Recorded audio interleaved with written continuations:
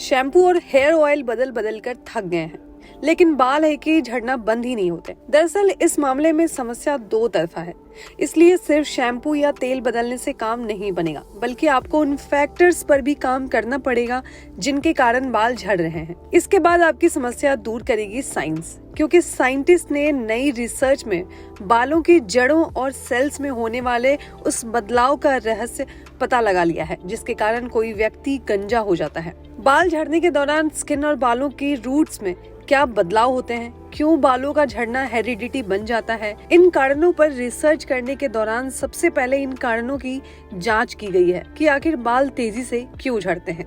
खास तौर पर युवाओं में गंजेपन की क्या वजह है। देखिए, इसके पीछे बहुत सारे रीजंस हैं, जैसे पॉल्यूशन, सही डाइट ना लेना, खान पान में पोषण की कमी, पूरी नींद ना लेना, फिजिकली एक्टिव ना रहना, एक्सरसाइज ना करना। ये शरीर के अंदर तेजी से हार्मोनल चेंजेस करते हैं। इन बदलावों से हार्मोनल इम्बैलेंस हो जाते हैं और हेयर फॉल तेज हो जाता है। बाल झड़ने के ये कारण इतने अफेक्टिव हैं कि ये इसे हेरिडिटी का हिस्सा भी बना सकते हैं, यानी एक पीढ़ी के बाद दूसरी पीढ़ी में भी गंजापन ट्रांसफर हो सकते हैं।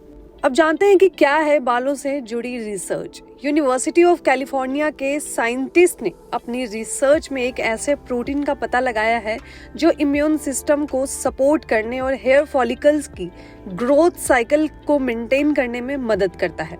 साइंटिस्ट ने इस प्रोटीन को ट्रांसफॉर्मिंग ग्रोथ फैक्टर बीटा नाम दिया है। ये एक ऐसा प्रोटीन है जो शरीर के सेल्स द्वारा ही तैयार किया जाता है और सेल्स द्वारा बनाए जाने पर कई तरह के प्रोटीन्स की कैटेगरी में ही आता है। बॉडी सेल्स जिन प्रोटीन्स का निर्माण करती हैं, उन्हें साइटोकिन्स कहा जाता है। हेयर फॉलिकल्स की ग्रोथ साइकिल ही ये निर्धारित करती है कि बालों को कसकर जकड़े रहने वाली और शरीर से इन्हें पोषण देने वाली सेल्स कब बढ़ेंगी और कब मर जाएंगी। रिसर्च में कहा गया है कि इन सेल्स को जीवित रखने वाले साइकिल को रेगुलेट करने के लिए कुछ जरूरी है कि ट्रांसफॉर्मिंग ग्रोथ फैक्टर बीटा नाम के प्रोटीन की मात्रा को कंट्रोल किया जाए, यानी इसे बढ़ने से रोका जाए, क्योंकि ये प्रोटीन जब बहुत अधिक मात्रा में बढ़ जाता है तो बालों के झड़ने की वजह बन जाता है। जबकि लिमिटेड क्वांटिटी में इस प्रोटीन का बनना बालों की ग्रोथ को प्रमोट करता है, यानी ये प्रोटीन बालों के लिए जरूरी तो है, लेकिन लिमिटेड क्वांटिटी में। स्टडी में ये भी कहा गया है कि हेयर फॉलिकल्स बिना किसी चोट के भी मरते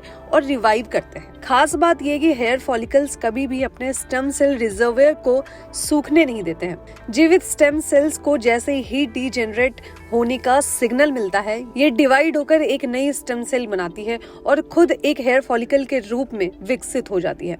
इस जानकारी के बाद आने वाले समय में गंजापन पूरी तरह कंट्रोल होने की पूरी संभावना है, क्योंकि फ्यूचर में वैज्ञानिकों को कुछ ऐसा खोजना होगा जो transforming growth factor beta protein को रेगुलेट कर सके। झड़ते बाल और गंजेपन के कारण पूरी दुनिया की एक बड़ी आबादी परेशान है।